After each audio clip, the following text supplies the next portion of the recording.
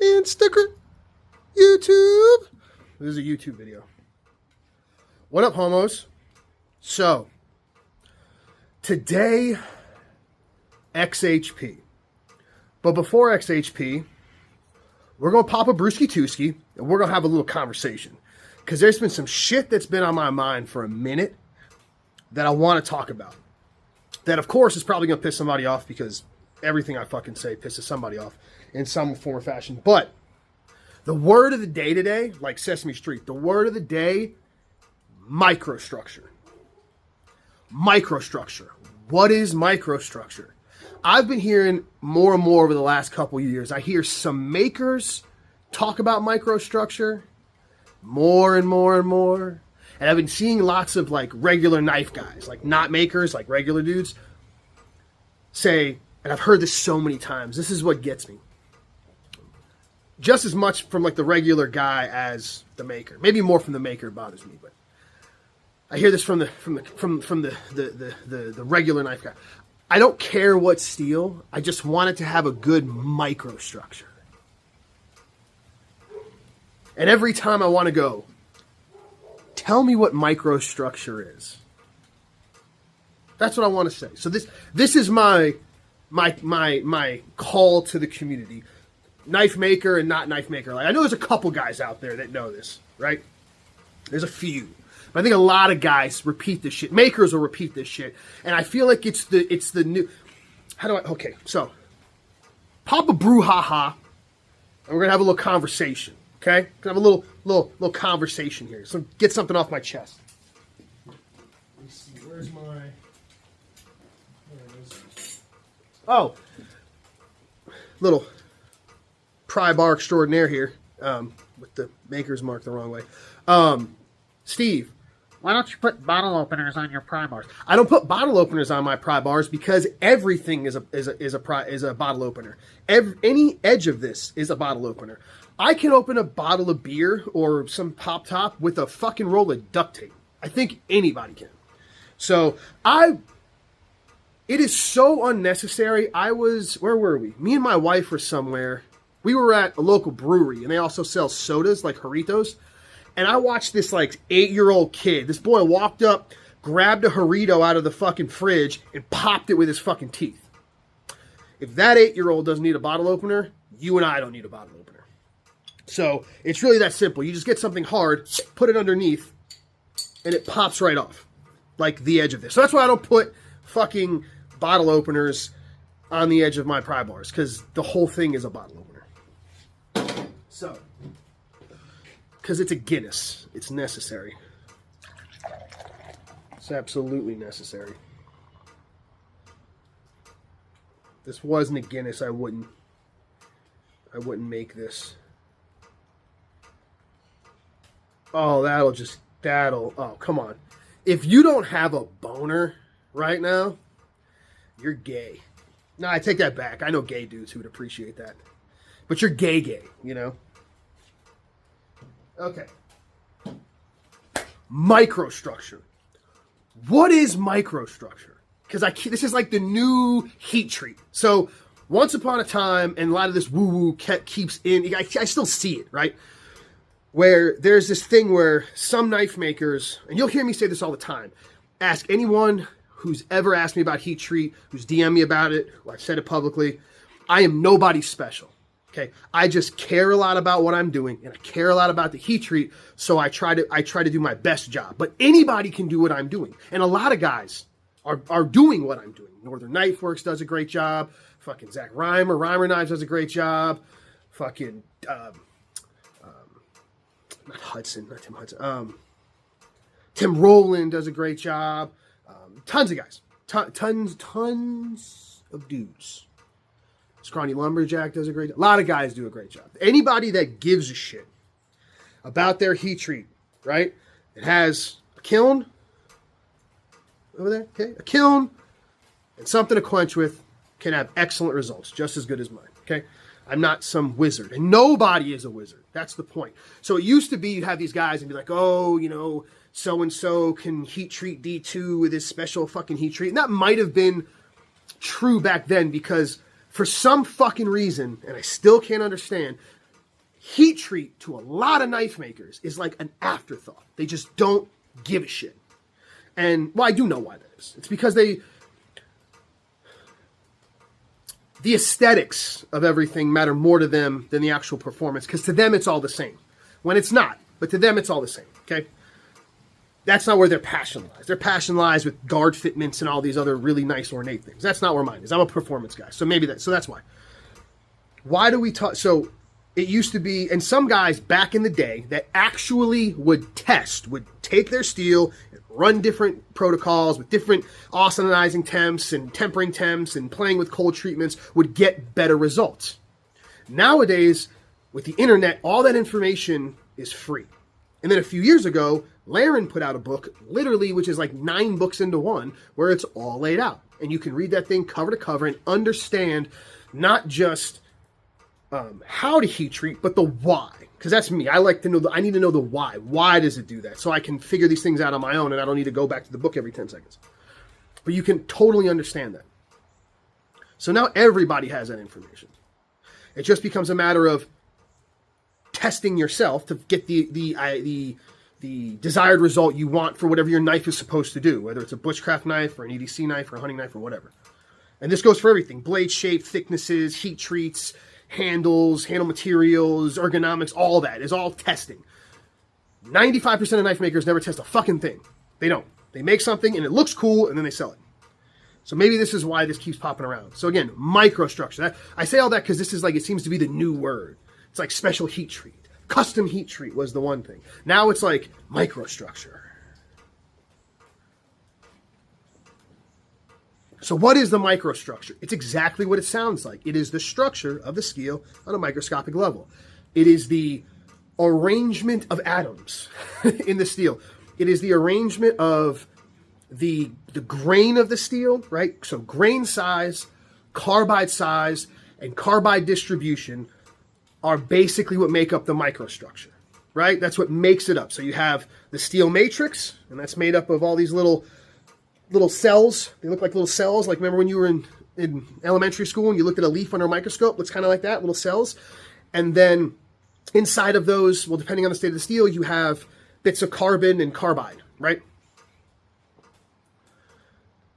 When you're heat treating a knife, the goal, and the better the steel becomes, and I'll explain this, the more it just becomes of not fucking shit up.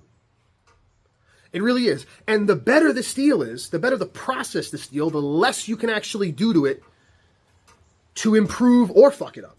Really. Cheers. It's like old school Steve again. I haven't drank in forever. Ooh. Old can't beat a Guinness. Like, it's always my go-to.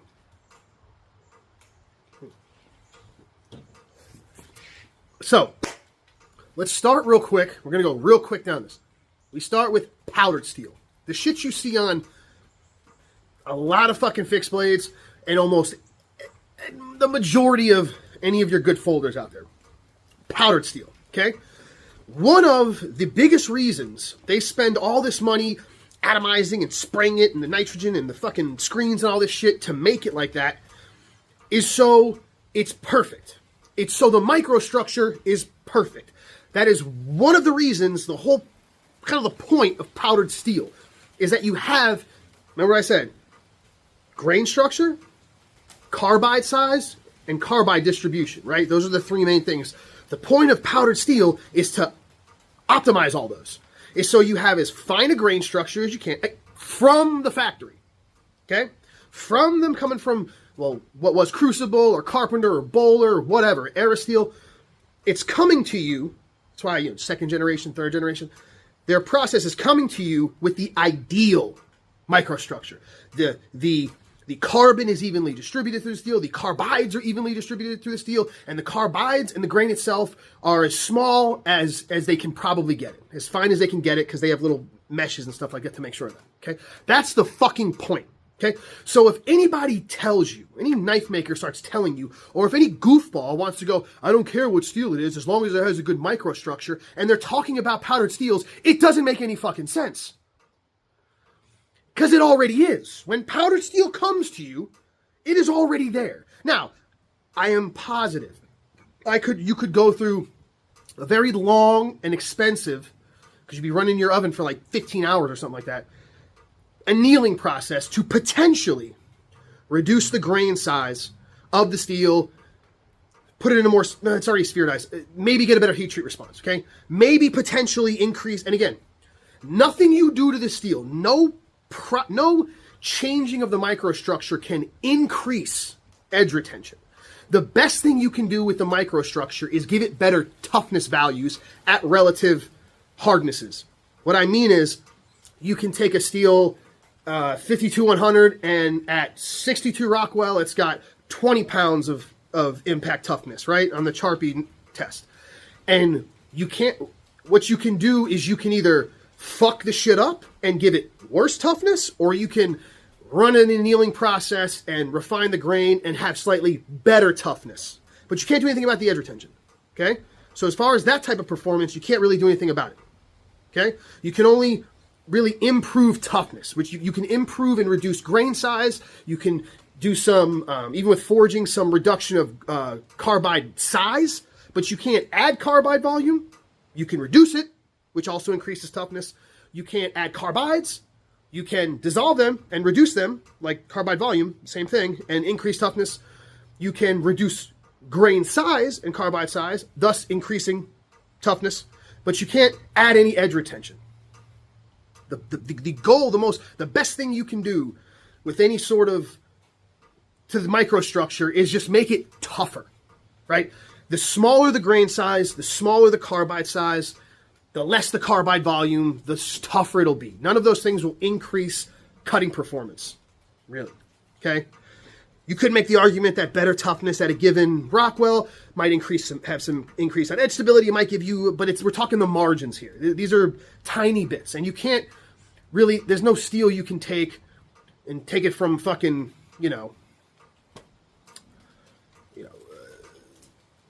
20 foot-pounds of toughness to 80. Like, it's not going to be a gigantic. It's incremental. It'll be 10, 15% or something like that in the toughness range. Okay? And a good example of this, of making a better microstructure, is D2, PSF27, and CPM D2. Those are 3 different processes of steel that result in 3 different microstructures. And what happens to the steel with D2? Through the processes as you go from ingot D2 to spray form to then powdered steel, all that happens is the carbide volume doesn't change. What changes is the carbide volume gets smaller and more evenly distributed, and then smaller and more evenly distributed, increasing toughness. Okay, so like CPM D2 is like twice as tough or 3 times as tough as ingot D2. And PSF27 is somewhere in the middle, spray form D2. So it's a perfect example. If you want to go look at those charts, that's a perfect example of what refining a microstructure actually does. The edge retention is going to be the same because the carbide volume is going to be the same. The type of carbide and the amount of it in there, which is the ultimate determinant, and the hardness is the same. You can heat treat those all to the same hardness. You're not gonna, they can all get just as hard. So if you take all 3 of those steels and they're at the same hardness, right? You're going to end up with not going to increase in edge retention, you're going to increase in toughness. Now, some people, you can make a tiny case that with finer carbides, there'll be less chipping at the edge with like ingot D2 because they're larger carbides. But again, minutia. In real life, how does that play out? It doesn't. You wouldn't really see that in the real world. Maybe I'll test it one day, get some ingot D2 and some CPM D2 and see what happens. But you're not going to see that cutting regular stuff. It's a toughness issue. Okay, so powdered steels, again, they're already there. They're already perfect. So nobody's going to take a powdered steel and work some heat treat magic and make it any better. Again, the juice is not worth the squeeze. The amount of time and energy you have to put into, again, I'm just saying it could be possible to reduce the grain size, the starting grain size before Austin type, before heat treating.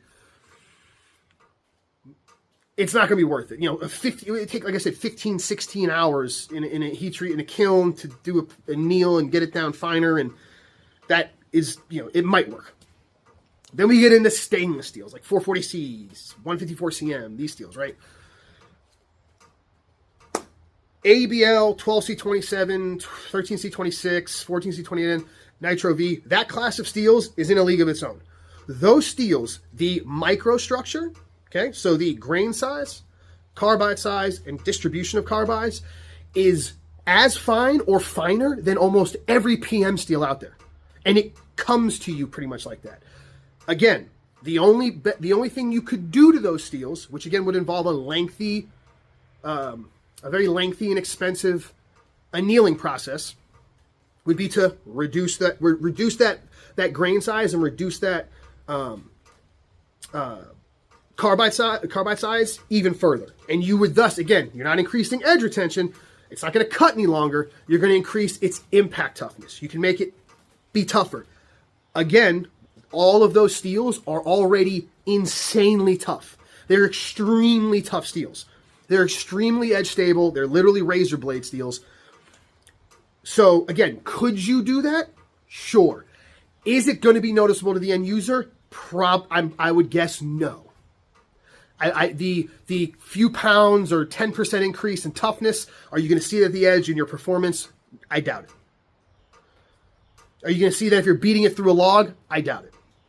Again, the juice is not worth the squeeze. Can it be done? Yes, but I want everyone to understand when the people are talking about setting up the microstructure, what we're talking about, because this is what,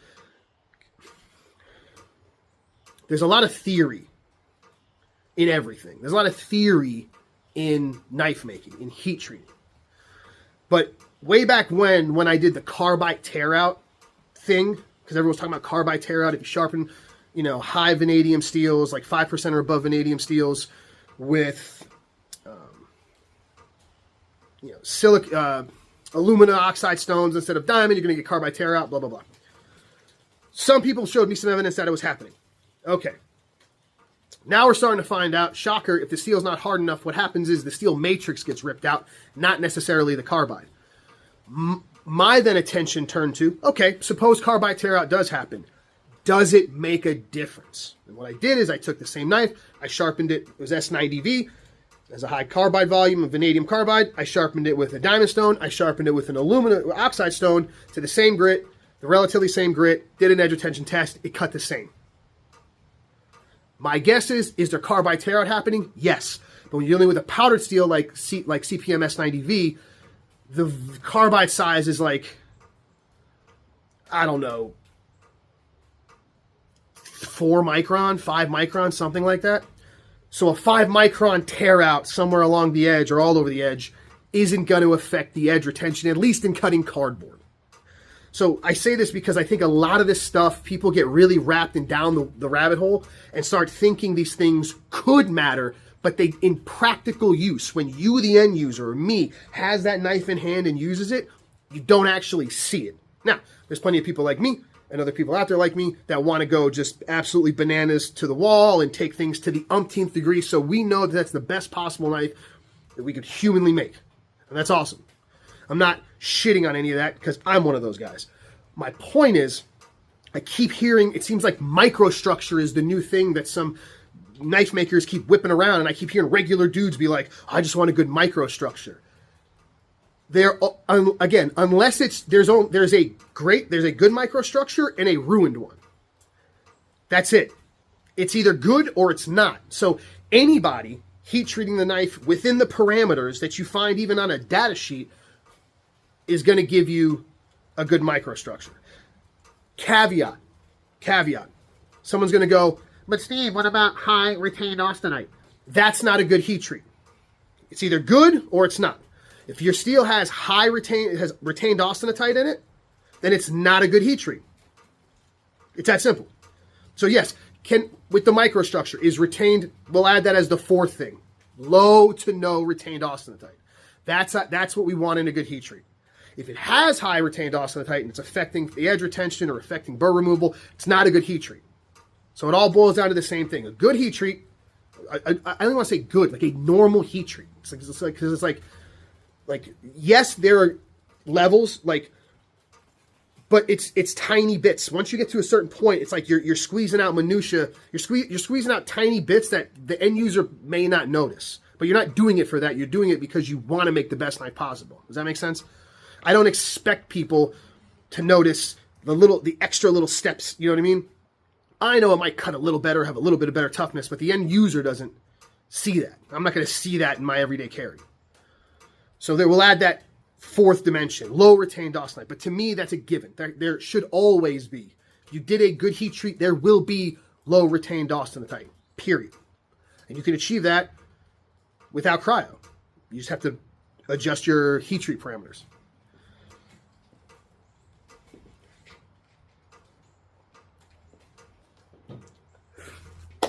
Okay, and then we get down to low alloy steels, like carbon steels. Those are the ones you have the most play with. Or like, we were talking about ABL and those steels. Those are in a category of their own because they're already dope. Can you increase the toughness and make a better microstructure? Sure. Absolutely. They're very finicky steels to begin with. Those steels do need tight parameters. But again, it's either a good heat treat or a bad heat treat. Either good or not. It's either doing what you want it to do or it's not. So the microstructure is going to be good or it's not. The rest of the stainless steels, again, 440C or CPO or 154CM, some of those, let's say. Same thing goes for what I said about ABL. Yes, would those steels benefit from enhancing the grain structure by, like I said, really it's just an annealing process is really all you can do. Is you can anneal the steel to reduce the starting grain size and thus keeping the, and if you do everything right in the heat treat process, end up with a finer grain, a reduced carbide size, a better distribution potentially of carbides, and thus increase the toughness? Sure. You absolutely can. But let's say a steel like D2, that's not a steel I'm looking for absolute toughness in anyway, so I wouldn't pick that. I wouldn't waste the time doing the reduction to make D2 this extra tough steel when there's better options, like CPM, like 154CM. So it doesn't matter what type of steel, whether it's low alloy. So low alloy tool steels or carbon steels, those are the ones where you have the most, you can have the most effect on the toughness and on the heat treat response as well. So when those steels come from factories, because they're ingot steels and they're poured traditionally like that, you can end up with coarser grained annealed states. So those would be the only steels that would benefit from a good annealing process, like in the maker's, a good anneal in their care to give a better heat treat response. And what I mean is you could get it harder. So if the grain's too coarse, and it's not set, they're all normalized, but let's say the grain's too coarse, you might only get on 52-100 64 Rockwell when you use it from the factory. If you did a good a good anneal process here, like a more controlled anneal, you could get 66 out of it. So it would allow you, if you wanted to hit 65, it would allow you to shoot at 66 and then temper down, whereas sometimes if you get it from the factory, you might only be maxing out at 64 Rockwell and tempering down to 63, and that's a big difference. So when it comes to low alloy tool steels, carbon steels, those type of steels, those are the steels that you have the biggest amount of play with. But I want to emphasize again, this is not fucking magic, okay? And even if you take the steel as it comes from the factory, and again, it's either good or it's bad. So the processing at the facility was either good or it's bad. If it was good and you heat treat the steel, you may not be able to hit, let's say, the hardness that you want, or let's say the toughness number you want, but it will be a good steel. It might not be at the upper echelons of both of those, in which case that's when you would want to run your own annealing process and refine the microstructure. The reason I'm saying this is, like I said, I just see it constantly being thrown around now. Like, it's like, oh, everyone figured out that knife makers don't have special crazy heat treat protocols. And now it's like, I'm going to use the word microstructure. Oh, the microstructure's got to be good. It's always going to be good. If you heat treat the steel properly, you go through a proper heat treat process, it's going to be good when it comes from the factory. If you, any microstructure refinement is just, you're going to be, like I said, with low alloy tool steels, you can increase the potentially. I'm not saying this is always. I'm saying potentially, if you do a good anneal, it all comes down. Any sort of microstructure refining just comes down to an annealing process. And I'll make the caveat: forging. When you forge, not powdered steels, but let's say stainless steels, steels that have large carbides, like let's say D2. If you were to forge D2, you could actually break up some of those large carbides, and then through the annealing process, then take a big one and kind of smash it into two, and then it can become smaller. You could you can absolutely increase toughness on a steel like that by forging. I'm sure it could apply to some other stuff, but again, juice worth the squeeze. How much increase in toughness are we getting if we forge and then anneal the steel versus if we just took it from the factory and heat treated, or maybe just ran an anneal cycle? That's my point. Is I want everyone to understand the microstructure of the steel. If we're talking about powdered steel, it's already there. You're not doing anything to make it any better. If we're talking about ABL or that class of steel, sure, you can increase the toughness. Is the juice worth the squeeze? That's up to the maker. I don't think it is. I think all those steels are already phenomenal steels. I mean, if you look at them in their performance and on paper, they're amazing steels. They all have, especially if you run them at a decent hardness, like let's say 63 or 62, they all have good edge retention, great corrosion resistance, really great toughness, great edge stability, so you can run them real thin. They're great steels. Okay, so spending 12, 15 hours doing an anneal process to reduce some grain to get another 8 pounds of fucking impact toughness out of it, I don't think is worth it. It's not something. It's a razor blade steel. It's not something I would, maybe I wouldn't make. Maybe if I was making a machete, I don't know. And then regular stainless steels, again, you can make some improvements on that with some forging and potentially forging and some annealing process again to maybe reduce the grain a little bit, reduce the carbide a little bit, and get a little bit better toughness, and then down to low alloy carbon steels that you would have the most play with, where from the factory you could potentially get a better hardening response, and you could get a better, it could ensure that it was normalized, and you could get a better, finer grain structure. But carbon steels are already very finely grained, and any carbon steel you see that has vanadium in it, even a little bit, like ADCRV2 or Pro Cut, any of those steels with a little vanadium in them, that tiny bit of vanadium already pins grain boundaries, and it doesn't really grow during heat treat as is. So I just wanted to get that out of the way. If a knife maker tells you he's doing something to improve the microstructure of the steel, what he means is that he's doing something to improve the toughness. That's really what it comes down to. It's not magic. It's not something crazy. It's not something they can do that nobody else can. I don't even know in most situations, I don't even think in most situations it would actually make a noticeable, tangible improvement on the end user. So that's what they're referring to. Any changes you do to the microstructure are just going to reduce grain, reduce carbide size, and potentially increase toughness. So there we go. It's just been, I keep hearing it over and over again, and you go, I just want good microstructure. Well, you're buying an S30V knife. It's already there. It came from the factory. The whole fucking purpose of that whole thing was to make the microstructure tits. That was the fucking point. So now that I spent 28 minutes talking about that, as long as everybody gets where the fuck we're going. Hold on a second. Okay, sorry. Boom! CTS-XHP, 100 thou on the spine, full hollow grind to 5 thou behind the edge, 66 Rockwell, 65 and a half up into 66. Super hard like cock. You can't really see it because it's getting a little dark because the weather sucks, but it's a, I don't know if you can't really see it. Hold on. Can you see there? It's cross-cut black micarta. If you can... Oh, that sucks. It's only fucking 5 o'clock over here, and it fucking looks like doomsday. Black cross-cut micarta. One of my faves.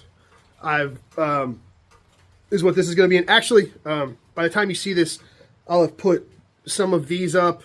I made a bunch, so hopefully by the time you guys see this, there's some left over. I've got these in this and in the sheep's foot. I don't know where I put them. And in the sheep's foot. And I've also got some 14C28N in sheep's foot up on the website. Those have a vintage natty micarta. So this is a knife we're going to test. If you don't know, I'm going to tape off a 1-inch section of blade. And then I'm going to cut cardboard with that 1-inch section, periodically testing it against paper until it no longer cuts paper against the grain. This is sharpened the same way every knife is sharpened in every test I do. It is an Atoma 140 and then a Beneve 800 grit and then strop 10 times per side with a 0.5 micron strop from Gunny, or not Gunny, I hate that guy. Stroppy Stuff. Stroppy Stuff makes the best stropping compound, bar none, and they're fucking color coded, so you don't have to write down what it is on your strop, you just know. The 0.5 micron is pussy pink, which I love. Makes me happy every time I strop with it. So, without further ado, it is time to cut shit.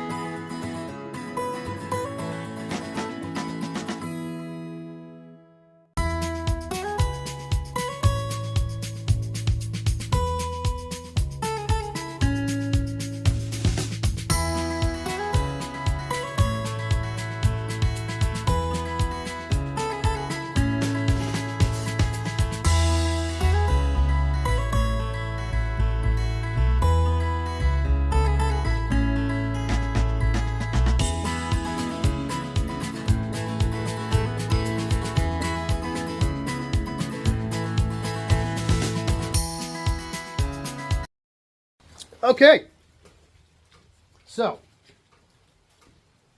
CTS-XHP 66 Rockwell.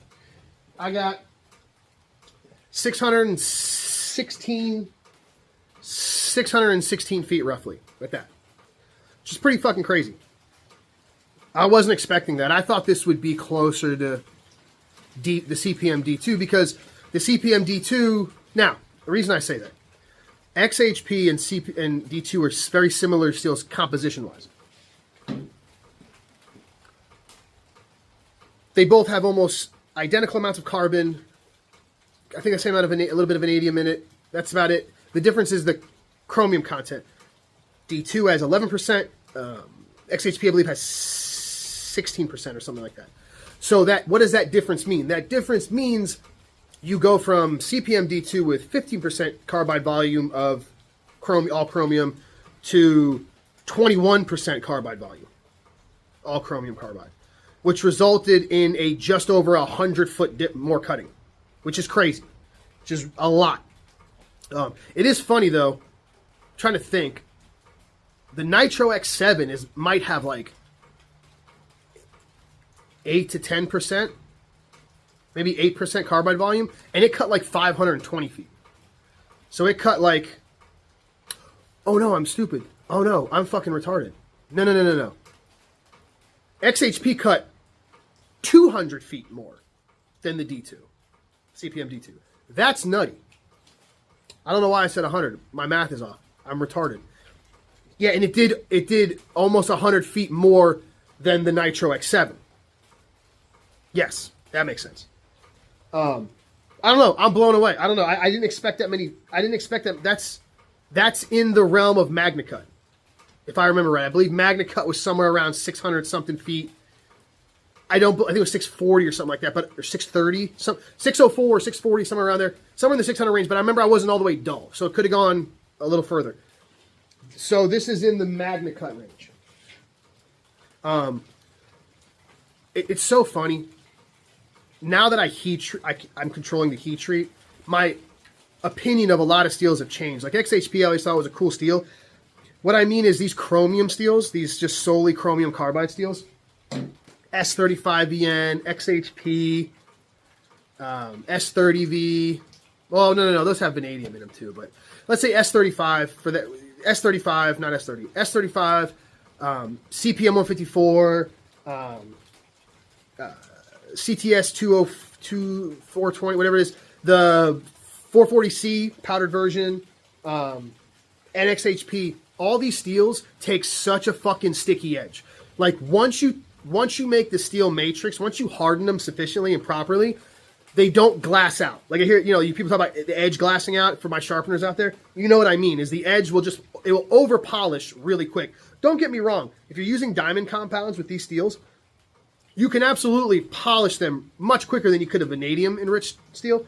But what that means is a lot less needs to be done, is what I'm saying. So it's like, I'm like, if I were to make that edge ideal for me, I would have just done like 2 or 3 passes on that 0.5 micron strop, and it would have been just absolutely sticky nastiness. Might have even got a little better edge tension, I don't know. But to keep everything the same, I do the same for all of them. But yeah, these chromium carbide steels like S35, XHP, CPM 154, they take such sticky fucking edges when you can keep the steel matrix hard, and that you can let those carbides actually sit at the edge and bite, Usually those other steels, like, they glass over. And that's the benefit. If anyone's wondering, so XHP, get phenomenal edge retention out of it. Like I said, 616 feet.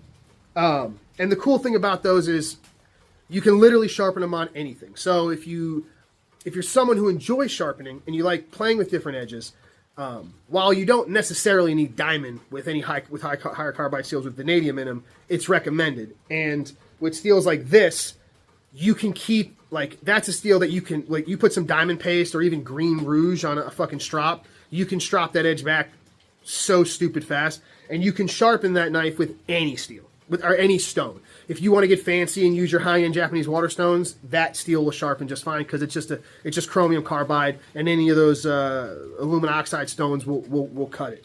So, and cut it really well. You won't have any issues. So, I was stoked that I could get this at 66. It was strong. It was harder than I thought.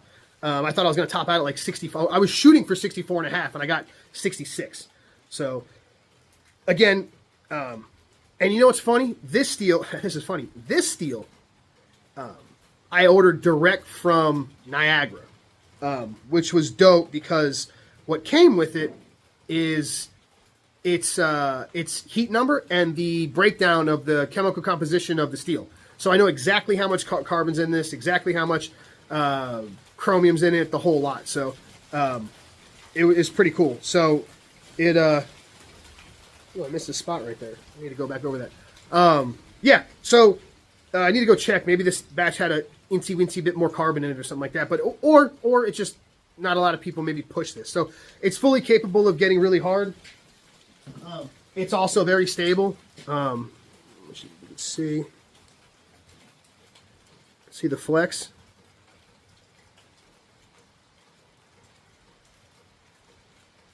Can you guys see the? There we go. You see the flex right there? So it can take really thin geometries. It works great. I've got no chipping. 0 chipping at all. It just kind of blunted over.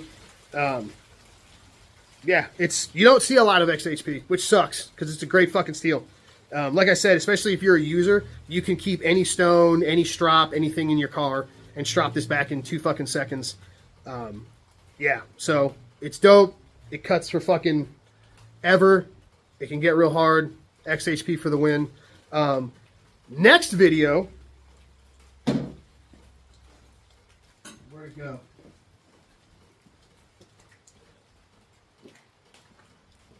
This is my Steadfast model. This is Vanix. So this will be, you see the flexi flex? This will be my next video, Vanix. You're going to see what Vanix can do. I have no idea what this steel is going to be able to do. I'll explain that in the video, but it's a high vanadium steel that has some drawbacks to it. So that'll be the next video, some Vanex. This is a 1 of 1. Shout out to Brian at my boy at Knife Handle Supply for giving me this piece. So this is going to be a personal one right here, but that's next. Vanex. I should get that done hopefully this week. I'm trying to post more. Rock and roll. 616 feet cut. Cheers. Hope y'all have a great weekend. Yeah, on to the next one.